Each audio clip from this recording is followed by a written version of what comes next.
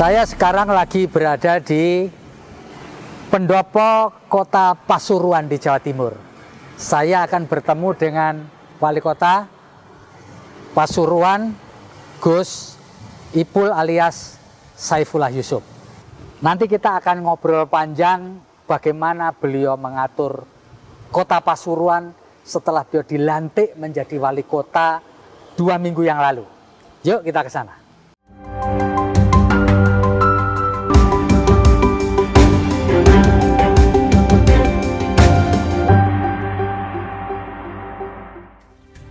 Saifullah Yusuf alias Gus Ipul dilantik oleh Gubernur Jatim Khofifah Indar Parawansa sebagai Wali Kota Pasuruan periode 2021 hingga 2024. Proses pelantikan pasangan Gus Ipul dan Adi Wibowo digelar di Gedung Gerahadi Surabaya pada Jumat 26 Februari 2021. Harapan kepada Wali Kota yang baru, Haji Saifullah Yusuf atau yang dikenal namanya Gus Ipul. Semoga Gus Ipul dilantik menjadi wali kota Pasuruan ini selama 3 tahun ke depan, kurang lebih 3,5 tahun ya, bisa melakukan visi misinya di saat kampanye itu bukan sebagai janji-janji saja, tapi mengkonkretkan, memberikan harapan yang bagus kepada masyarakat kota Pasuruan. Publik Jatim pasti ingat, Gus Ipul dan Khofifah pernah bersaing di Pilgub Jatim 2018. Khofifah yang mencalonkan diri sebagai Gubernur Jatim untuk ketiga kalinya akhirnya berhasil mengalahkan Gus Ipul. Sebelum mencalonkan sebagai Gubernur Jatim, Gus Ipul mewakili Soekarwo alias Pak Dekarwo 2 periode 2009 hingga 2019. Pada Pilkada serentak 2020, Gus Ipul berhasil mendapatkan hati rakyat Kota Pasuruan hingga dilantik oleh Gubernur Khofifah bersama 17 kepala daerah lainnya. Dalam wawancara eksklusif oleh News Director Tribun Network, Feby Mahendra Putra dengan Wali Kota Pasuruan Gus Ipul memaparkan 3 agenda super prioritas di awal kepemimpinannya. Assalamualaikum warahmatullahi wabarakatuh, salam damai sejahtera buat kita semua. Saya Feby Mahendra, pemimpin redaksi Harian Surya yang juga Direktur Pemberitaan Tribun Network. Kali ini saya bersama dengan seorang tokoh muda. Karena beliau memang masih muda, 10 tahun beliau menjadi Wakil Gubernur Jawa Timur, mendampingi Pak Dekarwo, dan pada tahun ini, tahun 2021, beliau mendapat amanah baru sebagai Wali Kota Pasuruan. Sebuah kota yang sangat terkenal di Jawa Timur. Kita mau ngobrolin dengan beliau adalah Saifullah Yusuf, akrab dipanggil dengan Gus Ipul. Gus Ipul, apa kabar? Baik Mas Feby. Alhamdulillah. Alhamdulillah. Sehat-sehat hari ini kan? Alhamdulillah. Kebetulan kita sedang kumpul-kumpul ketemu Mas Feby. Alhamdulillah. Baik Gus Ipul. Gus Ipul 10 tahun menjadi wagub dan sekarang ini menjadi wali kota sebuah kota namanya Pasuruan, tentu berbeda Gus Ipul. Ya. Nah kira-kira setelah Gus Ipul dilantik menjadi wali kota, apa tantangannya kira-kira? Pertama, kota ini banyak potensi. Ya.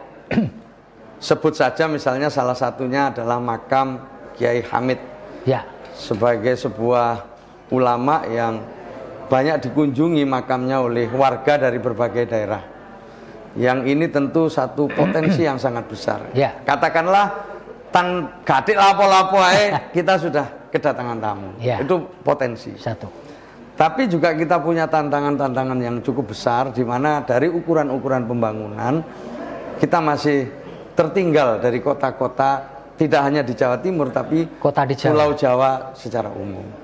Nah tantangan-tantangan ini yang menjadi PR kami sekarang sedang kita identifikasi, mulai dari tata kelola pemerintahan, pengelolaan keuangan, sampai juga pada percepatan layanan publik. Yang ini menjadi PR cukup serius, di mana pada saat saya kampanye menjadi titipan dari para pemilih. Ya. Nah dari sekian banyak itu, tapi yang paling utama tetap adalah masalah penanganan COVID. Ya. Ya.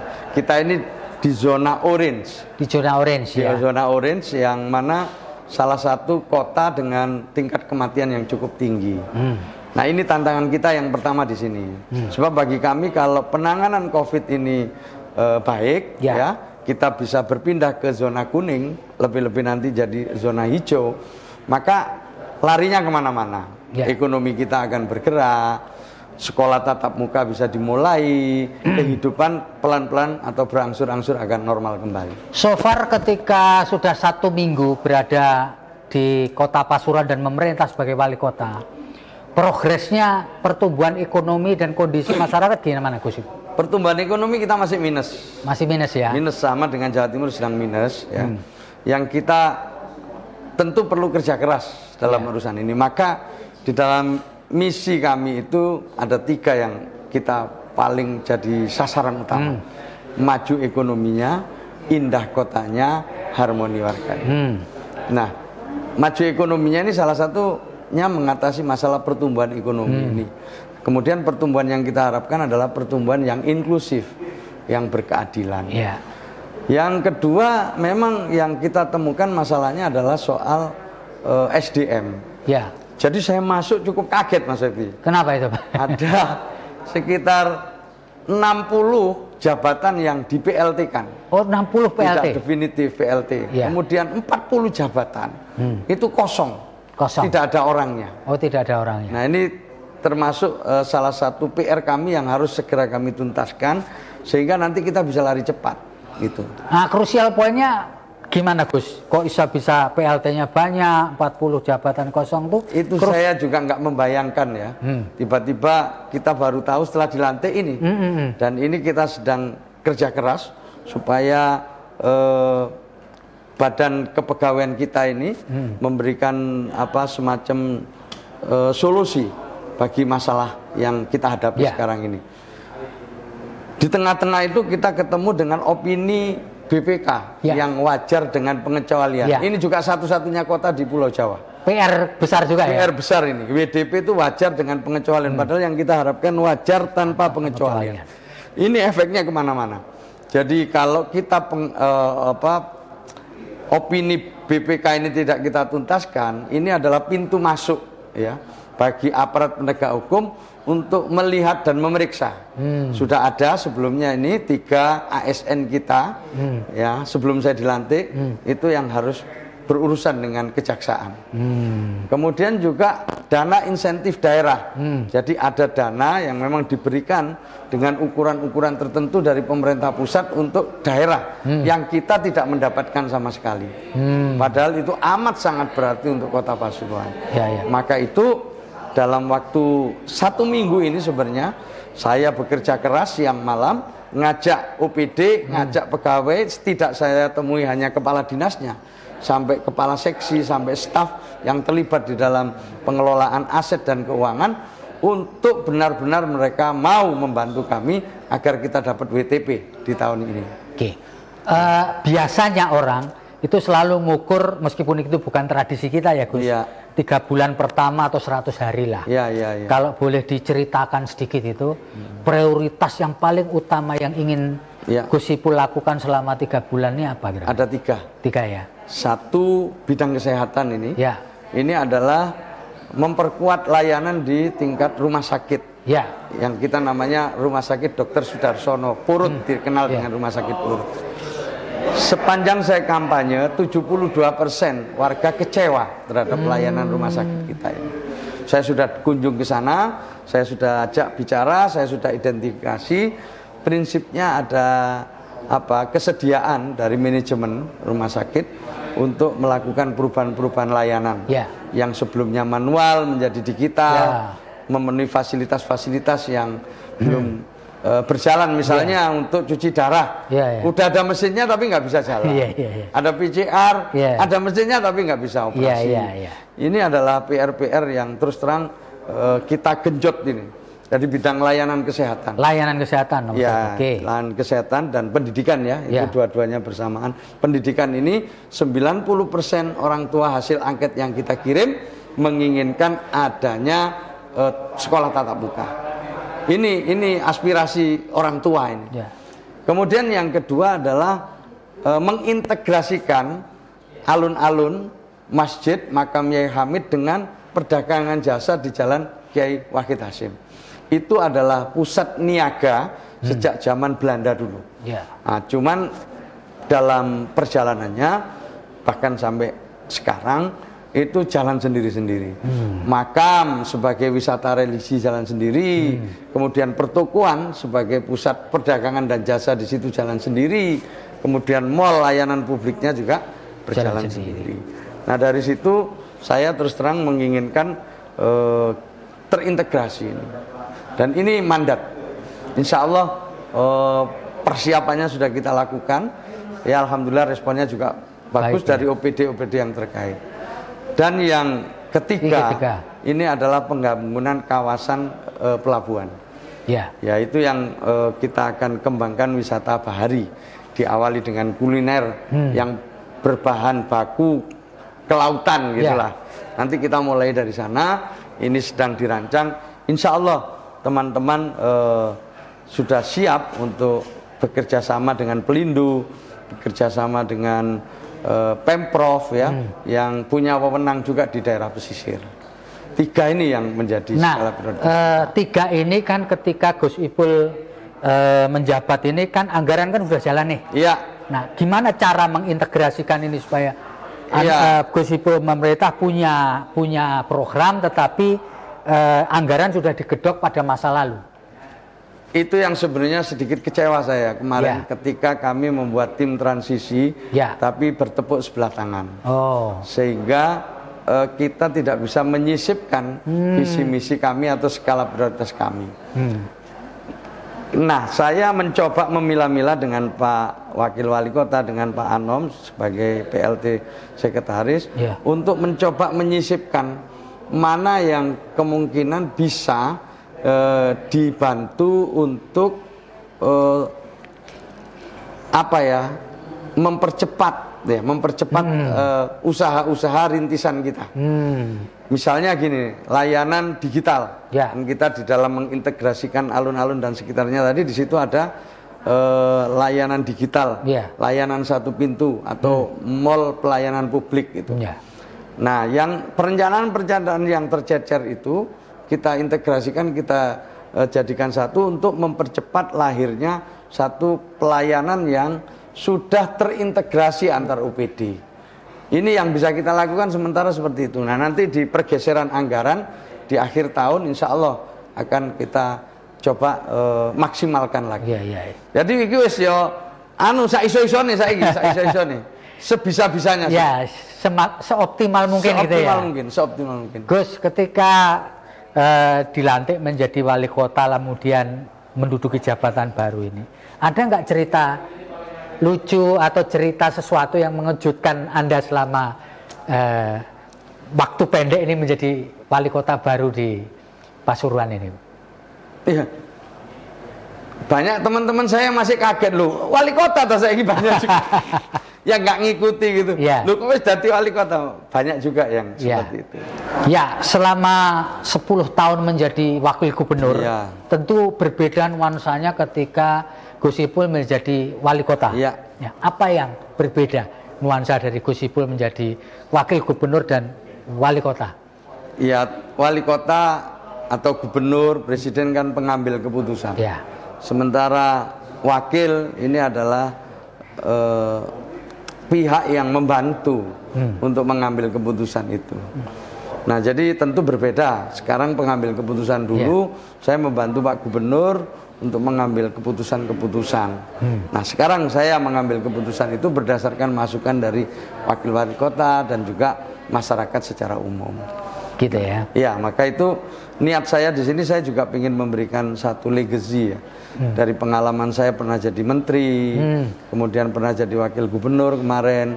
Nah, saya kenapa Mas yang memotivasi saya untuk ikut di dalam pilihan wali kota Pasuruan kemarin itu adanya keinginan dari pengalaman yang sudah saya miliki untuk bisa menjadi legacy atau satu warisan yang mungkin nanti akan bisa jadi sesuatu yang menginspirasi bagi pemerintah-pemerintah yang akan datang. 2 tahun lalu Gus Ipul ikut kontestasi keliling Jawa Timur menjadi calon gubernur. Lalu kemudian pada masa pandemi tahun 2020 kembali ikut kontestasi, melakukan campaign untuk wilayah yang lebih kecil. Ada bedanya nggak, Gus? Bisa cerita nggak, Gus? Ketika Anda berkontestasi di tingkat provinsi, lalu kemudian harus berkontestasi di tingkat wali kota di Pasuruan yang wilayahnya meliputi 4 kecamatan. Ada yang beda nggak? Iya, kalau dulu kita nggak tahu detail ya. Ya, jadi kita memang wilayahnya 770 lebih kecamatan. Sekarang hanya 4 kecamatan gitu. Dan jumlah penduduknya, luas wilayahnya itu juga jauh beda. Tapi ketika kita di Pilgub kemarin itu kita tidak bisa tahu lebih detail. Ya, kita hanya bisa melihat secara makro. Tapi kalau di sini saya bisa langsung melihat lebih detail dan bisa waktunya itu kan, waktu yang kita punya itu bisa kumpul lebih banyak dengan masyarakat. Kalau dulu kan 50% lebih perjalanan. Iya. Nah, 50% lebih perjalanan. Berjalan terono.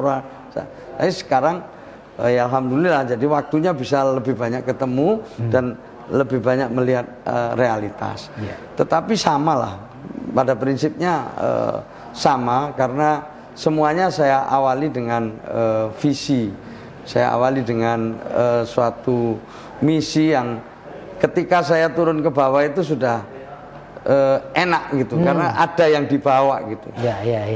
Intinya gini, ketika saya jadi wagub dulu saya mempelajari Jawa Timur, ya, kemudian saya jadikan buku. Lah buku itu kemudian saya jadikan visi misi. Dengan gitu saya lebih enak, jadi bisa lebih runtun gitu.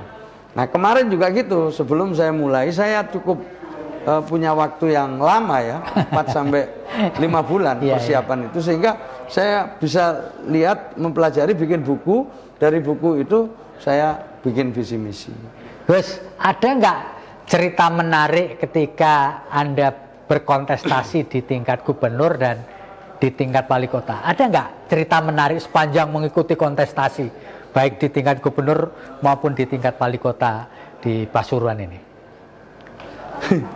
Ada sesuatu yang membekas gitu waktu dibandingkan antara waktu gubernur dengan wali kota ini? Ya, pertama saya pernah dulu, belum ada tol seperti sekarang ini ya. Dulu saya itu pernah pagi di Surabaya, ya, kemudian naik pesawat di Banyuwangi. Dari Banyuwangi saya balik lagi ke Surabaya, malamnya di Ngawi, itu pernah itu. Jadi bisa itu sehari gitu. Jadi tapi sekarang di sini cukup naik becak, naik sepeda ontel, ya, tambah sedikit motor atau mobil, kita sudah bisa sampai di lokasi-lokasi di mana kita mau campaign.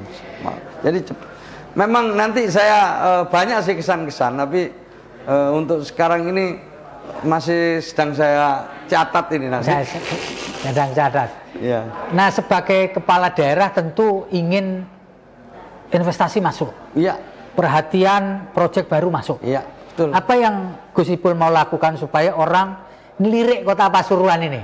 Entah itu dalam bentuk investasi, proyek pemerintah pusat. Ini menarik, ini contoh yang menarik. Jadi gini, setelah saya dilantik 3 hari kemudian, asisten ekonomi ketemu saya, minta nandatangani suatu surat di mana surat ini dalam bentuk peraturan wali kota yang intinya adalah memberikan izin-izin kepada perusahaan yang jumlahnya lebih dari 15. Di mana perusahaan ini izin sudah bertahun-tahun. Ini terus saya tanya, kenapa kemarin-kemarin kok nggak dibuat seperti ini? Karena belum ada RT RW-nya. Inilah selama masa kampanye yang saya persoalkan. Sampai hari ini Kota Pasuruan itu belum merevisi RT RW-nya, yang itu baru itu dilakukan yang RT RW itu ditetapkan pada tahun 2011. 2011 sampai sekarang tidak pernah ada revisi, padahal 5 tahun sekali harus melakukan revisi. Itu ganggu ya berarti kan? Sangat mengganggu untuk investasi, karena ini adalah payungnya. Betul. Ketika tata ruang wilayahnya belum ditetapkan, karena ini harus mendapatkan persetujuan provinsi dan juga pusat, maka untuk mengeluarkan izin nggak punya payung, nggak punya cantolan. Ya. Jadi gini, kalau ini misalnya sudah ditetapkan kawasan perumahan, ya di situ pemerintah bisa mengeluarkan izin untuk perumahan. Yang di sini untuk pergudangan ya atau perdagangan, ini perdagangan. Ini nggak ada sama sekali Kota Pasuruan, sehingga banyak sekali orang yang mengajukan izin tidak bisa ditandatangani karena nggak berani yang mengeluarkan izin. Karena RT RW-nya belum ada. Nah, saya sudah perintah ini. Jadi kita perintah, pokoknya kita ingin dalam 3 bulan ke depan RT RW sudah disahkan. Karena ini kaitannya tidak hanya di kota, tapi di provinsi juga di pusat. Gitu. Setengah mati nih, sudah 3 tahun diurus nggak tembus-tembus. Ya. Nah, ini juga salah satu PR kami. Jadi kalau sekarang harapan saya banyak investor yang datang, tentu akan kita fasilitasi, tetapi kita masih perlu RT RW. Ya. Setelah RT RW-nya selesai baru kita tanda tangan. Tentu RT RW harus berkolaborasi dengan parlemen ya, dengan DPR. Oh iya, ini DPR ini sudah jadi usulannya. Ya. Sekarang perlu paparan di tingkat provinsi. Seringkali kepala daerah harus berhadapan dengan parlemen. Nah, menurut Gus Ipul, DPRD Kota Pasuruan ini, alhamdulillah. Kemarin kita didukung mayoritas DPR ya, kita 21 dari 30. Jadi insya Allah so far hubungannya nggak ada masalah sekali, ya. Baik sekali. Alhamdulillah baik sekali. Ya, DPRD itu kan bagian dari Pemkot atau bagian dari pemerintah daerah. Beda dengan DPR. Kalau DPR itu terpisah dengan presiden, itu terpisah. Betul. Tapi kalau DPRD itu merupakan satu bagian dari pemerintah daerah. So far no problem. Insya Allah tidak ada masalah sama sekali. Bahkan mereka berkali-kali ketemu saya siap memberikan dukungan. Kebetulan sekarang ini pemerintah lagi melakukan satu upaya untuk memutus mata rantai COVID-19 adalah lewat vaksinasi. Nah, so far sesuai dengan apa yang Gus Ipul ketahui, program vaksinasi di wilayah Kota Pasuruan ini progresnya gimana? Alhamdulillah relatif lancar ya, artinya sesuai dengan ketentuan yang ada semua berjalan. Pertama ada penolakan nggak ada, hampir tidak ada. Kan biasanya banyak sekali orang yang merasa ngapain karena banyak sekali informasi-informasi yang menyebut bahwa vaksin itu pasti nanti akan bikin sakit, tidak bagus untuk, dan apakah proses itu sebenarnya terjadi juga di? Sampai sekarang belum ada ya penolakan dari masyarakat terutama ya. Nanti nggak tahu dalam perjalanannya, tapi semua kelihatannya menerima, kiai-kiai, ulama, tokoh-tokoh agama, semua nggak ada masalah itu. Tidak ada yang reseh untuk mempersoalkan. Alhamdulillah saya nggak pernah dengar. Dan juga saya belum ketemu sama pihak-pihak yang keberatan adanya vaksinasi ini. Nah, karena kepala daerah ini berhubungan dengan banyak orang, ya, apa yang Gus Ipul lakukan supaya tetap kondisinya fit gitu? Maksudnya supaya tetap sehat? Maksudnya supaya tidak terpapar gitu ya? Ya gini, jadi saya diskusi sama Kepala Dinas Kesehatan, kemudian juga lalu rapat dengan stakeholder yang lain. Memang kita mesti ajak masyarakat ya. Di samping kita ini coba untuk memperkuat imun dan iman kita masing-masing, tapi masyarakat juga kita akan ajak. Salah satu yang sedang kita siapkan ini nanti akan ada gerakan caring. Apa itu? Caring itu berjemur. Jadi berjemur untuk ASN ini harus berjemur. Misalnya jam 10 sampai 10:15 sambil senam peregangan, untuk memperkuat imun kan gitu. Pada saat itu kan jam 10 itu menurut Dokter Sherly salah satu yang terbaik, waktu yang terbaik. Terus kemudian kita juga melibatkan PKK, melibatkan banyak kalangan termasuk kader-kader KB untuk mengajak masyarakat memperkuat imun kita ini.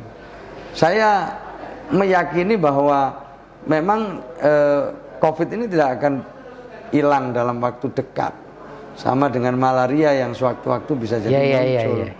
Maka kita harus siapkan masyarakat kita betul-betul badannya ini fit gitu. Kalau secara pribadi Gus Ipul kan sudah vaksin ya? Belum, saya belum. Kan saya baru dilantik. Oh kan iya, belum. Nanti pada saatnya. Nah, sebagai pribadi meskipun belum diimunisasi, apa yang dilakukan supaya tidak terpapar? Oh iya, kita minum Apakah... vitamin. Saya hampir lumayan setiap jam 10 itu saya coba untuk keluar rumah sebentar berjemur. Itu misalnya. Yang kedua ya vitamin C, kemudian beberapa. Tapi mengonsumsi jamu enggak ya? Jahe merah. Jahe ya. Tapi ini kan agak sedikit dikurangi karena perutnya yang ini. Oh, yang enggak cocok gitu ya. Tapi saya 5 bulan itu jahe terus. Tapi dikurangi dikit. Ya. Tapi jahe saya. Ya, jahe ya. Jahe tanpa gula, tanpa ini, hanya jahe murni. Oke. Gus Ipul, pertanyaan yang terakhir ini. Ya. Gus, seorang kepala daerah mempunyai masa kerja selama 5 tahun. Iya. Ya. Ketika nanti Anda membayangkan 5 tahun bertugas, legacy yang ingin Anda tinggalkan untuk kota ini apa? Pertama, layanan publik. Oke, itu nomor satu. Nomor satu, layanan publik. Dan saya mau mengatakan kita tidak 5 tahun ini, 3 tahun setengah. Kan sampai 2024 ya. Untuk pilkada serentak ini. Ya. Jadi kita nanti lebih cepat periodenya untuk periode ini. Tidak sampai 5 tahun kan, udah disepakati itu di DPR. Jadi yang pertama layanan publik saya pingin kota Pasuruan ini ya kalau kita mau konkret tiru Surabaya lah. Ngurus sembarang kalir itu lebih mudah dan masyarakat mengeluh kapanpun bisa direspon. Ya, kalau layanannya itu digital, responnya juga bisa diukur. Saya lapor jam 9, responnya juga kelihatan di situ berapa menit, setengah menit, 2 menit atau setengah jam, 1 jam akan ketahuan. Nah di sini petugasnya juga menjadi lebih jelas kita kasih reward itu. Iya, targetingnya jelas ya. Iya, pengukurnya juga jelas. Iya, saya misalnya lapor kalau di tempat saya ada masalah dengan selokan misalnya. Banjir, saya lapor jam 9. Nanti responnya jam berapa, tindakannya kapan, itu akan terukur semua kalau pakai teknologi. Jadi nggak ada yang bisa ini, satu itu. Yang kedua, mungkin teman-teman yang terlibat di kesekretariatan paham bahwa kalau kita sudah menggunakan digital, kita bisa irit pembelanjaan alat-alat kantor itu. Coba, alat-alat kantor jadi lebih murah. Kertas-kertas bisa kita kurangi, gitu. Kalau kita sudah tidak menggunakan lagi yang namanya kwitansi, ya dan lain-lain, alat-alat tulis. Itu kan kalau sudah digital kan nggak perlu lagi. Itu bisa sampai besar loh itu pengurangannya, bisa sampai 80% belanja. Proses digitalisasi itu ya. Itu ya, itu yang saya pengen ini satu itu ya. Kemudian yang kedua, saya juga pengen menghadirkan satu kota yang indah. Ini kota bersih, asri, ya. Lalu juga diwarnai dengan lampu-lampu yang indah, seperti kota Surabaya juga lah. Ya. Sekarang ini masih belum ini semua. Ya, masih on progress ya. Ya, masih. Oke, Tribunas, semuanya kita telah ngobrol panjang dengan Gus Ipul, Wali Kota Pasuruan. Kita tentu terima kasih dan berharap apa yang akan dilakukan Gus Ipul mendapatkan dukungan dan masyarakat dan tercapai apa yang dicita-citakan.